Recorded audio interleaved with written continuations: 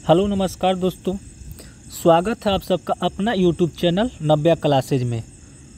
नव्या classes में आप लोग का स्वागत है। नव्या क्लासेज में आप लोग का स्वागत है। अगर आपको ये पीडीएफ चाहिए तो आप व्हाट्सएप मैसेज कीजिए। अगर आपको ये पीडीएफ चाहिए तो व्हाट्सएप नंबर है 80 51 17 8205 पर मैसेज कीजिए और टेलीग्राम लिंक जो है डिस्क्रिप्शन में डाल दिया जाएगा। तो चलते हैं हम सबसे पहला क्वेश्चन में। ठीक है, तो पहला क्वेश्चन है कि भारत में पंचायती राज की 3 स्तरीय योजना कब लागू की गई थी। कह रहा है कि क्वेश्चन है हमारा, भारत में पंचायती राज की 3 स्तरीय योजना कब लागू की गई थी। इसका राइट आंसर हो जाएगा आपका 1959, ऑप्शन सी हो जाएगा। ये हमारा सेट नंबर 5 चल रहा है। ये सेट नंबर हमारा ये 5 है। ठीक है, चलिए हम अगला चलते हैं 2 नंबर क्वेश्चन में। भारत के संविधान के किस अनुच्छेद में नस्ल, जाति, लिंग, जन्म स्थान के आदि के आधार पर भेदभाव की निषिद्ध किया गया है। भारत के संविधान के किस अनुच्छेद में नस्ल, जाति, लिंग, जन्म स्थान आदि के आधार पर भेदभाव को निषिद्ध किया गया है। तो इसका राइट आंसर हो जाएगा आपका अनुच्छेद 15, ऑप्शन बी हो जाएगा। चलिए आगे चलते हैं हम। सामाजिक विभाजन के मुख्य 3 निर्धारक तत्व कौन से होते हैं। सामाजिक विभाजन के मुख्य 3 निर्धारक तत्व कौन होते हैं। तो इसका आंसर हो जाएगा आपका लोगों को अपनी पहचान के प्रति धारणा, ये सही है। राजनीतिक नेताओं द्वारा समुदायों की मांग उठाने की तरीका, ये भी सही है। विभिन्न समूहों के मांगों पर सरकार की प्रतिक्रिया, ये भी सही है। उपयुक्त सही आपका जो है राइट आंसर हो जाएगा, यानी कि ऑप्शन डी हो जाएगा। 4 नंबर क्वेश्चन है हमारा कि भारतीय संविधान की प्रस्तावना में धर्मनिरपेक्षता का अर्थ क्या होता है। भारतीय संविधान की प्रस्तावना में धर्मनिरपेक्षता का अर्थ क्या होता है। इसका राइट आंसर हो जाएगा आपका राज्य का सभी धर्मों से समान दूरी बनाए रखना। राज्य का सभी धर्मों से समान दूरी बनाए रखना, ऑप्शन सी हो जाएगा। 5 नंबर क्वेश्चन है कि लैंगिक समानता का क्या अर्थ है। लैंगिक समानता का क्या अर्थ है। इसका राइट आंसर हो जाएगा आपका महिलाओं और पुरुषों को समान अधिकार और अवसर देना। महिलाओं और पुरुषों को समान अधिकार और अवसर लैंगिक समानता कहलाता है, यानी कि ऑप्शन सी हो जाएगा। 6 नंबर क्वेश्चन है कि निम्नलिखित में से किसने कहा था कि धर्म को राजनीति से अलग नहीं करना चाहिए। निम्नलिखित में से किसने कहा था कि धर्म को राजनीति से अलग नहीं करना चाहिए। तो ये कहे थे आपको महात्मा गांधी, ऑप्शन ए हो जाएगा। 7 नंबर क्वेश्चन है कि भारत के संविधान में शक्तियों का वितरण किन सूचियों के माध्यम से होता है। भारत के संविधान में शक्तियों का वितरण किन सूची के माध्यम से होता है। तो इसका आंसर हो जाएगा 7 का आंसर हो जाएगा आपका केंद्रीय, राज्य और समवर्ती सूची, ऑप्शन ए हो जाएगा। चलिए हम आगे चलते हैं 8 नंबर क्वेश्चन में। 8 नंबर क्वेश्चन है कि भारत में संघीय ढांचे का सबसे बड़ी विशेषता क्या है। भारत में संघीय ढांचे की सबसे बड़ी विशेषता क्या है। तो यह है आपका केंद्र और राज्य सरकार के बीच शक्तियों का विभाजन, यानी कि ऑप्शन डी हो जाएगा। 9 नंबर क्वेश्चन है कि भारत में केंद्र राज्य संबंधों से संबंधित निम्नलिखित में से कौन सा आयोग है। भारत में केंद्र राज्य संबंधों से संबंधित निम्नलिखित में से कौन सा आयोग है। तो इसका राइट आंसर हो जाएगा 9 का आंसर हो जाएगा आपका वित्त आयोग, ऑप्शन सी हो जाएगा। 10 नंबर क्वेश्चन है कि दलित पैंथर आंदोलन किस राज्य में शुरू हुआ था। दलित पैंथर आंदोलन किस राज्य में शुरू हुआ था। तो इसका राइट आंसर हो जाएगा आपका महाराष्ट्र, ऑप्शन ए हो जाएगा। 11 नंबर क्वेश्चन है कि 19वीं शताब्दी में राष्ट्रीय चेतना का उदय मुख्य रूप से किस शासन व्यवस्था का परिणाम है। करेक्ट, 19वीं शताब्दी में राष्ट्रीय चेतना का उदय मुख्य रूप से किस शासन व्यवस्था का परिणाम है। तो इसका राइट आंसर हो जाएगा आपका ब्रिटिश शासन, ऑप्शन ए हो जाएगा। 12 नंबर क्वेश्चन है कि राष्ट्रवाद की भावना की बीजारोपण किसके काल में हुआ था। राष्ट्रवाद की भावना की बीजारोपण किसके काल में हुआ था। तो इसका राइट आंसर हो जाएगा आपका पुनर्जागरण के काल में, ऑप्शन बी हो जाएगा। 13 नंबर क्वेश्चन है कि निम्नलिखित में से किसने अमेरिकी महाद्वीप की खोज की। निम्नलिखित में से किसने अमेरिकी महाद्वीप की खोज की। तो इसका राइट आंसर हो जाएगा आपका क्रिस्टोफर कोलंबस, ऑप्शन बी हो जाएगा। अगला क्वेश्चन है 14 नंबर, भारत की सबसे बड़ी जनजाति कौन सी है। भारत की सबसे बड़ी जनजाति कौन सी है। तो ये हो जाएगा आपका भील, ऑप्शन बी हो जाएगा। चलिए आगे चलते हैं। 15 नंबर क्वेश्चन में हम चलते हैं। करेक्ट 1919 ईस्वी में युद्ध की समाप्ति के उपरांत 1919 ईस्वी में युद्ध के समाप्ति के उपरांत पेरिस में हुए शांति सम्मेलन में राष्ट्र संघ की स्थापना का श्रेय किसे जाता है। कर 1919 ईस्वी में युद्ध की समाप्ति के उपरांत पेरिस में हुए शांति सम्मेलन में राष्ट्र संघ की स्थापना का श्रेय किसे जाता है। तो इसका राइट आंसर हो जाएगा आपका 15 का वुडरो विल्सन, यानी कि ऑप्शन सी हो जाएगा। अगला क्वेश्चन हमारा 16 नंबर, हिटलर ने किस राजनीतिक दल का नेतृत्व किया था।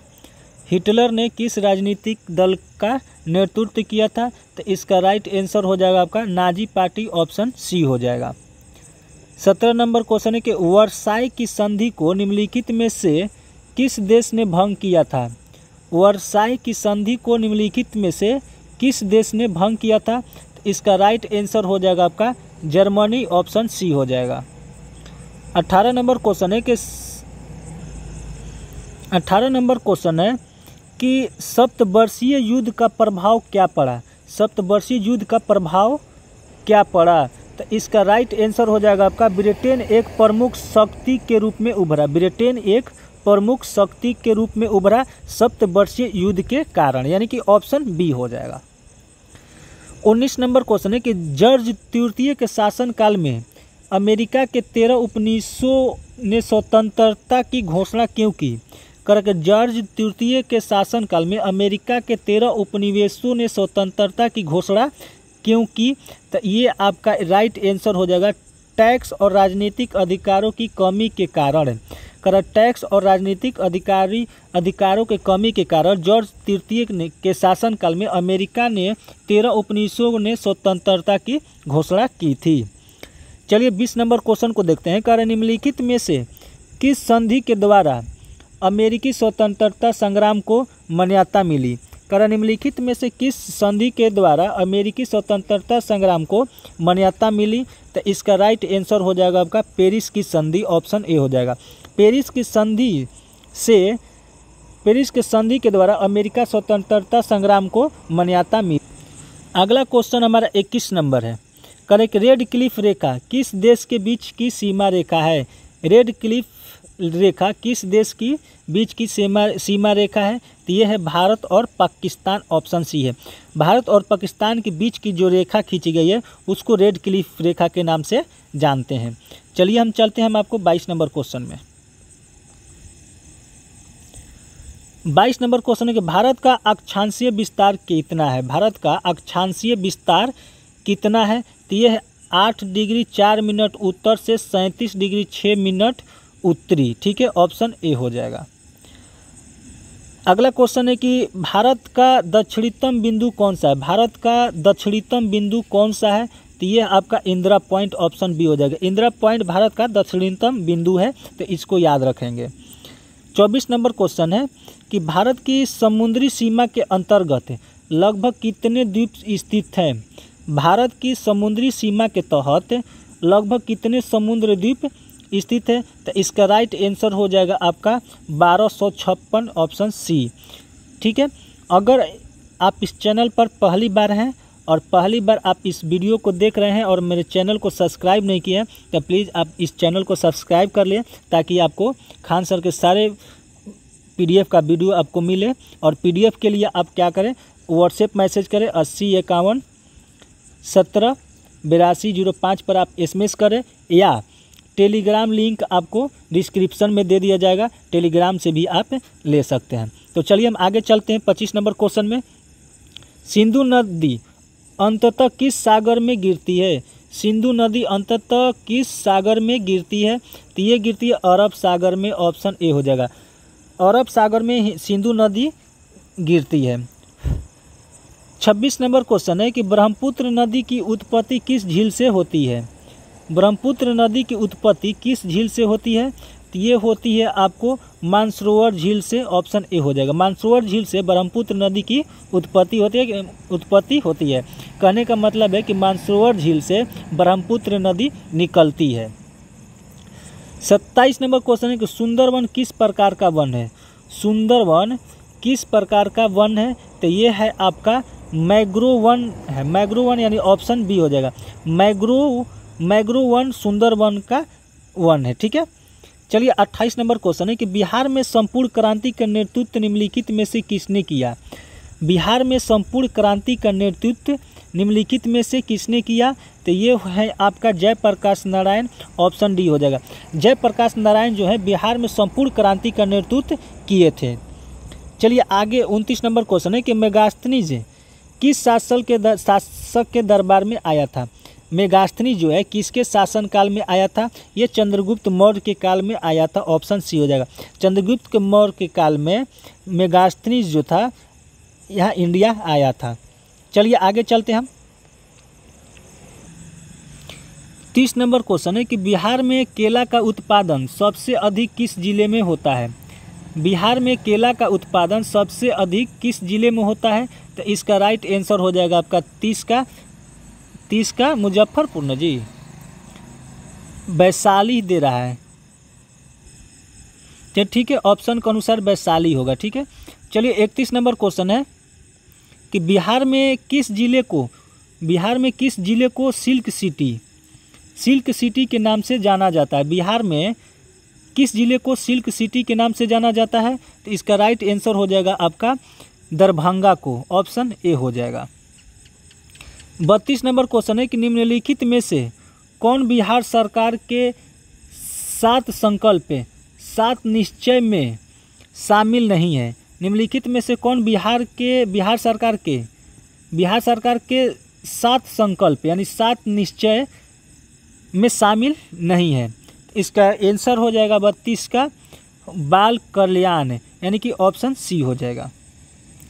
33 नंबर क्वेश्चन कि बिहार का सबसे लंबा पुल कौन सा है? बिहार का सबसे लंबा पुल कौन सा है? तो ये है आपका गांधी सेतु। ऑप्शन ए हो जाएगा। आगे चलते हम 34 नंबर क्वेश्चन में कि राष्ट्रीय जनसंख्या नीति 2000 का मुख्य उद्देश्य क्या है? कर राष्ट्रीय जनसंख्या नीति 2000 का मुख्य उद्देश्य क्या है? इसका राइट आंसर हो जाएगा 34 का जनसंख्या को स्थिर करना और 2045 तक स्थिर जनसंख्या स्तर प्राप्त करना यानी कि ऑप्शन बी हो जाएगा। आगे चलते हैं 35 नंबर क्वेश्चन प्रधानमंत्री ग्रामोदय योजना PMGY ठीक है का मुख्य उद्देश्य क्या था? प्रधानमंत्री ग्रामोदय योजना का मुख्य उद्देश्य क्या था? तो इसका मुख्य उद्देश्य था आपका ग्रामीण क्षेत्रों में मूलभूत सुविधाएं उपलब्ध कराना। ग्रामीण क्षेत्रों में जो मूलभूत सुविधा है जो ज़रूरत है उसको उपलब्ध कराना यानी कि ऑप्शन बी हो जाएगा। अगला क्वेश्चन है भारत में हरित क्रांति के जनक कौन माने जाते हैं? भारत में हरित क्रांति के जनक कौन माने जाते हैं? तो इसका राइट आंसर हो जाएगा आपका M.A. स्वामीनाथन। ऑप्शन सी हो जाएगा। 37 नंबर क्वेश्चन है कि बफर स्टॉक का मुख्य उद्देश्य क्या होता है? बफर स्टॉक का मुख्य उद्देश्य क्या होता है? ये होता है बाजार में वस्तुओं की कीमतों को स्थिर बनाए रखना। ऑप्शन बी हो जाएगा। चलिए हम आगे चलते हैं 38 नंबर में।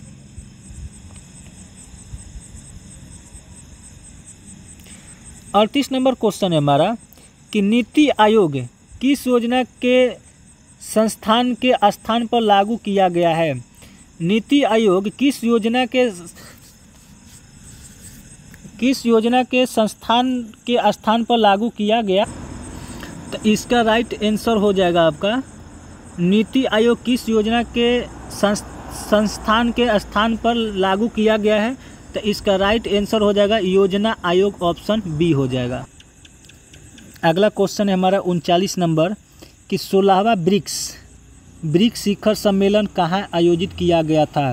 कह रहा है कि 16वां ब्रिक्स शिखर सम्मेलन कहाँ आयोजित किया गया था, तो इसका राइट आंसर हो जाएगा आपका रूस, ऑप्शन डी हो जाएगा। चलिए आगे चलते हैं 40 नंबर क्वेश्चन में। बिहार का पहला ड्राई पोर्ट कहाँ स्थित है। बिहार का पहला ड्राई पोर्ट कहाँ स्थित है, तो इसका राइट आंसर हो जाएगा बिहटा, ऑप्शन डी हो जाएगा। 41 नंबर क्वेश्चन है कि एक राष्ट्र एक चुनाव की सिफारिश किस उच्च स्तरीय समिति द्वारा की गई है। कह रहा है कि एक राष्ट्र एक चुनाव की सिफारिश किस उच्च स्तरीय समिति द्वारा की गई है, तो इसका राइट आंसर हो जाएगा रामनाथ कोविंद समिति, ऑप्शन सी हो जाएगा। चलिए हम आगे चलते हैं 42 नंबर क्वेश्चन में।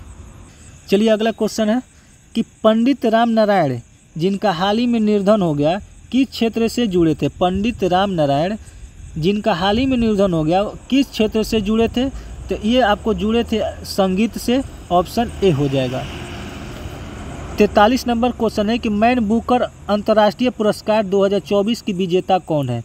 मैन बुकर अंतर्राष्ट्रीय पुरस्कार 2024 के विजेता कौन है, तो यह है जेनी एरपेनबेक। जेनी एरपेनबेक, ऑप्शन ए हो जाएगा। 44 नंबर क्वेश्चन है कि किस दिन को राष्ट्रीय शिक्षा दिवस के रूप में मनाया जाता है। किस दिन को राष्ट्रीय शिक्षा दिवस के रूप में मनाया जाता है, तो ये आपको मनाया जाता है 11 नवंबर को, यानी कि ऑप्शन डी हो जाएगा। 45 नंबर क्वेश्चन है कि the legend of Lakshmi Prasad, the legend of Lakshmi Prasad पुस्तक किसने लिखी, तो ये आपको लिखे थे ट्विंकल खन्ना, यानी कि ऑप्शन ए। चलिए 46 नंबर क्वेश्चन में आते हैं। 46 नंबर क्वेश्चन है कि लाहो किस राज्य का लोक नृत्य है। लाहो किस राज्य का लोक नृत्य है, तो 46 का राइट आंसर हो जाएगा मेघालय, ऑप्शन बी हो जाएगा। 47 नंबर क्वेश्चन है कि किस बंदरगाह को डायमंड हार्बर के नाम से जाना जाता है। किस बंदरगाह को डायमंड हार्बर के नाम से जाना जाता है, तो इसका राइट आंसर हो जाएगा आपका हल्दिया बंदरगाह, ऑप्शन ए। चलिए 48 नंबर क्वेश्चन में चलते हैं। बिहार के मुख्यमंत्री ने महात्मा गांधी की 155वीं जयंती पर किस शहर में बापू टावर की लोकार्पण किया। ठीक है, तो इसका राइट आंसर हो जाएगा 48 का पटना, ऑप्शन ए हो जाएगा। 49 नंबर क्वेश्चन है कि हाल ही में विदेश मंत्री एस जयशंकर ने किस ऑस्ट्रेलियाई शहर में भारत के नए महावाणिज्य दूतावास का उद्घाटन किया। पर हाल ही में विदेश मंत्री एस जयशंकर ने किस ऑस्ट्रेलियाई शहर में भारत के नए महावाणिज्य दूतावास का उद्घाटन किया, इसका राइट आंसर हो जाएगा आपको ब्रिस्बेन, ऑप्शन डी हो जाएगा। 55 नंबर क्वेश्चन है कि भारत वियतनाम का 5वां संयुक्त सैन्य अभ्यास बिन बैक्स किस भारतीय शहर में शुरू हुआ। कर भारत वियतनाम का 5वां संयुक्त सैन्य अभ्यास बिन बैक्स किस भारतीय शहर में शुरू हुआ, तो इसका राइट आंसर हो जाएगा आपका 50 का जयपुर, ऑप्शन बी हो जाएगा। 51 नंबर क्वेश्चन है कि किस देश ने अनिश्चित काल के लिए भारतीय पर्यटकों के लिए वीज़ा फ्री एंट्री बढ़ा दी है। कर किस देश ने अनिश्चित काल के लिए भारतीय पर्यटकों के लिए वीज़ा फ्री एंट्री बढ़ा दी है, तो इसका राइट आंसर हो जाएगा आपका 51 का थाईलैंड, ऑप्शन डी हो जाएगा। 52 नंबर क्वेश्चन है कि किस देश की विक्टोरिया केजीर ने हाल ही में आयोजित मिस यूनिवर्स 2024 का खिताब जीता। किस देश की विक्टोरिया केजीर ने हाल ही में आयोजित मिस यूनिवर्स 2024 का खिताब जीता, इसका राइट आंसर हो जाएगा आपका 52 का राइट आंसर हो जाएगा आपका डेनमार्क, ऑप्शन बी हो जाएगा। चलिए हम चलते हैं 53 नंबर क्वेश्चन में। 53 नंबर क्वेश्चन है हमारा कि आमानगढ़ टाइगर रिजर्व किस राज्य में स्थित है। आमानगढ़ टाइगर रिजर्व किस राज्य में स्थित है, तो इसका राइट आंसर हो जाएगा आपका 53 का उत्तर प्रदेश, ऑप्शन सी हो जाएगा। 54 नंबर क्वेश्चन है कि जब ऑक्सीजन की उपस्थिति में मैग्नीशियम रिबन का दहन होता है तब यह किस में परिवर्तित हो जाता है। कर जब ऑक्सीजन की उपस्थिति में मैग्नीशियम रिबन का दहन होता है तब यह किस में परिवर्तित हो जाता है? तो इसका राइट आंसर हो जाएगा आपका 54 का राइट आंसर हो जाएगा आपका मैग्नीशियम ऑक्साइड, ऑप्शन बी हो जाएगा। 55 नंबर क्वेश्चन है कि द्रव्यमान संरक्षण का नियम क्या दर्शाता है? द्रव्यमान संरक्षण का नियम क्या दर्शाता है? तो ये आपका राइट आंसर हो जाएगा रासायनिक अभिक्रिया में कुल द्रव्यमान अपरिवर्तित रहता है, ऑप्शन डी हो जाएगा। 56 नंबर क्वेश्चन है कि उदासीकरण अभिक्रिया में भाग लेने वाले अभिकारक होते हैं। उदासीकरण अभिक्रिया में भाग लेने वाले अभिकारक होते हैं। इसका राइट आंसर हो जाएगा आपका एक अम्ल और एक क्षार, ऑप्शन सी हो जाएगा।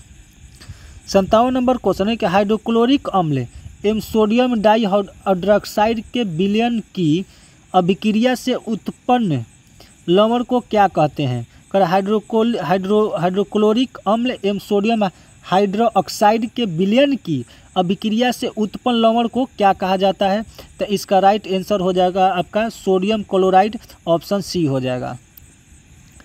58 नंबर क्वेश्चन है कि धातु को पतले तार के रूप में खींचने की क्षमता को क्या कहा जाता है? धातु को पतले तार के रूप में खींचने की क्षमता को क्या कहा जाता है? तो ये आपको हो जाएगा ऑप्शन बी तन्यता, ऑप्शन बी हो जाएगा। 59 नंबर क्वेश्चन है कि धातुओं का वायु में दहन करने से क्या बनता है? धातुओं का वायु में दहन करने से क्या बनता है? तो इसका राइट आंसर हो जाएगा आपका धात्विक ऑक्साइड, ऑप्शन सी हो जाएगा। चलिए हम 60 नंबर क्वेश्चन में चलते हैं। चलिए अगला क्वेश्चन देखते हैं 60 नंबर। एल्यूमिनियम पर मोटी ऑक्साइड की परत बनाने की प्रक्रिया को क्या कहा जाता है? एल्यूमिनियम पर मोटी ऑक्साइड की परत बनाने की प्रक्रिया को क्या कहते हैं? तो ये आपको कहते हैं एनोडाइजिंग, ऑप्शन डी हो जाएगा। अगला क्वेश्चन है कि पृथ्वी की भूपट्टी में प्राकृतिक रूप से पाए जाने वाले तत्वों या यौगिकों को क्या कहा जाता है? कि पृथ्वी की भूपट्टी में प्राकृतिक रूप से पाए जाने वाले तत्वों या यौगिकों को क्या कहा जाता है? इसका राइट आंसर हो जाएगा आपका खनिज, ऑप्शन सी हो जाएगा।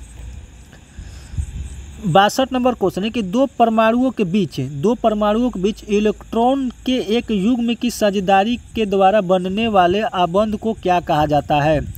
दो परमाणुओं के बीच इलेक्ट्रॉन के एक युग्म की साझेदारी के द्वारा बनने वाले आबंध को क्या कहा जाता है?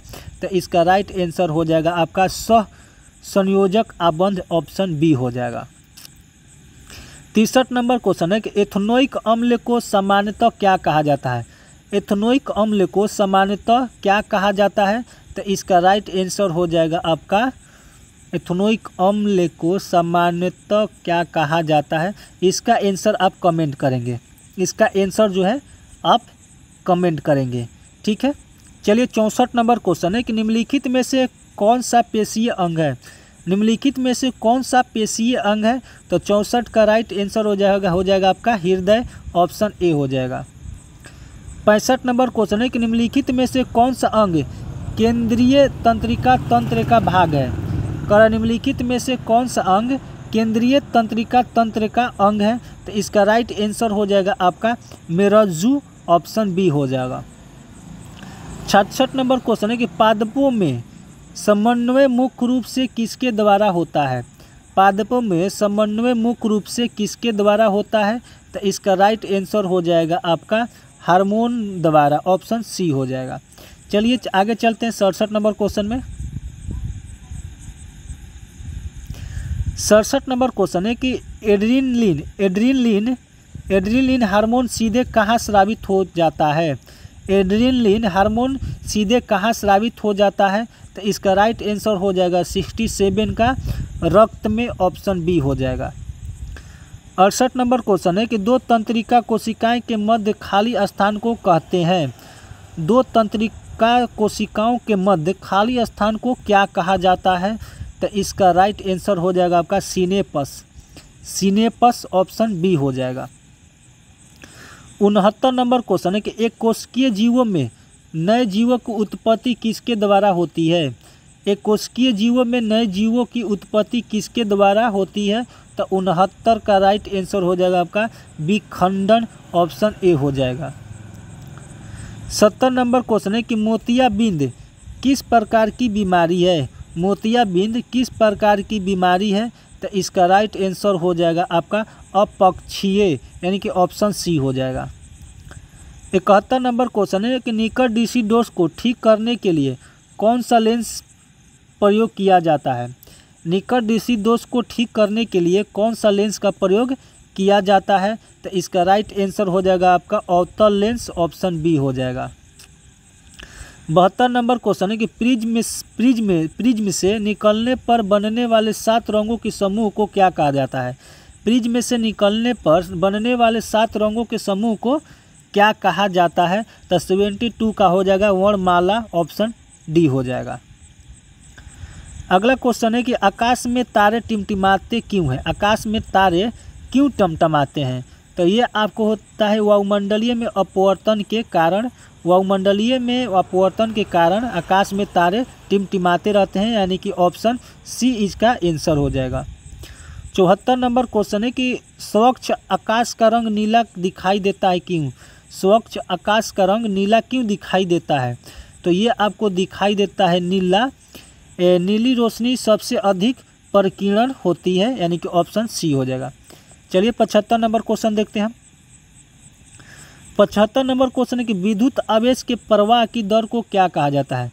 विद्युत आवेश के प्रवाह की दर को क्या कहा जाता है, तो 75 का हो जाएगा विद्युत धारा, ऑप्शन बी हो जाएगा।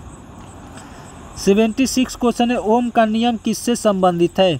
ओम का नियम किससे संबंधित है, तो 76 हो जाएगा आपका विद्युत धारा और विभवांतर का, ऑप्शन सी हो जाएगा। 77 नंबर क्वेश्चन है कि विद्युत मोटर में कौन सा ऊर्जा रूपांतरण होता है। विद्युत मोटर में कौन सा ऊर्जा रूपांतरण होता है, तो 77 का आंसर हो जाएगा विद्युत ऊर्जा से यांत्रिक ऊर्जा में होता है, ऑप्शन बी। 78 नंबर क्वेश्चन है कि किस देश को पवनों का देश है। किस देश को पवनों का देश कहा जाता है, तो इसका राइट आंसर हो जाएगा आपका भारत को, ऑप्शन ए हो जाएगा। 79 क्वेश्चन है कि सौर सेल बनने के लिए किस पदार्थ का उपयोग किया जाता है। सौर सेल बनने के लिए किस पदार्थ का उपयोग किया जाता है, तो इसका राइट आंसर हो जाएगा सिलिकॉन, ऑप्शन बी हो जाएगा।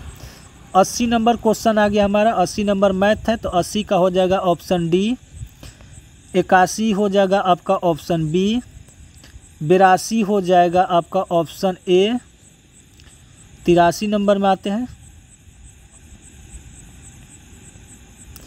83 नंबर है, तो 83 का आंसर हो जाएगा आपका ऑप्शन डी। 84 का देखते हैं। 84 हो जाएगा ऑप्शन डी। 85 देख लेते हैं। 85 का हो जाएगा आपका ऑप्शन डी हो जाएगा। 86 का हो जाएगा ऑप्शन ए। 87 का हो जाएगा ऑप्शन सी। 88 नंबर क्वेश्चन है कि निम्नलिखित में से कौन सा शब्द तत्सम है। निम्नलिखित में से कौन सा शब्द तत्सम है, तो इसका राइट आंसर हो जाएगा आपका अमूल्य, ऑप्शन डी हो जाएगा। चलिए आगे चलते हैं। 89 क्वेश्चन है कि दिए गए शब्दों में से ऊंची शब्द वाक्य पूर्ण करें। वाक्य पूर्ण करना है कि अंतर्राष्ट्रीय हिंदी कवि सम्मेलन का स्वयं बड़ा काम है। ठीक है, तो इसका आंसर हो जाएगा 89 का ऑप्शन सी आयोजन। अंतर्राष्ट्रीय हिंदी कवि सम्मेलन का आयोजन, यहाँ पर आयोजन होगा। आयोजन स्वयं बड़ा काम है। चलिए आगे चलते हैं। 90 नंबर क्वेश्चन है कि निम्नलिखित वाक्य में रेखांकित भाग के लिए एक सार्थक शब्द ज्ञात कीजिए। कह रहा है कि उसने दूर से फेंक कर ही हथियार चलाया। उसने दूर से ही फेंक कर हथियार चलाया, मतलब एक बड़ा वाक्य दिया है, छोटा में बताना है, तो 90 का आंसर हो जाएगा आपका अस्त्र, यानी कि ऑप्शन डी हो जाएगा। 91 नंबर क्वेश्चन है कि निम्नलिखित प्रश्न में 4 विकल्पों में से उस विकल्प का चयन करें जो रेखांकित शब्द के आधार पर पुरुषवाचक सर्वनाम भेद सही विकल्प हो, यानी कि वह कौन सा सर्वनाम है। ठीक है, तो 91 का आंसर हो जाएगा आपका अन्य पुरुषवाचक सर्वनाम, ऑप्शन सी हो जाएगा।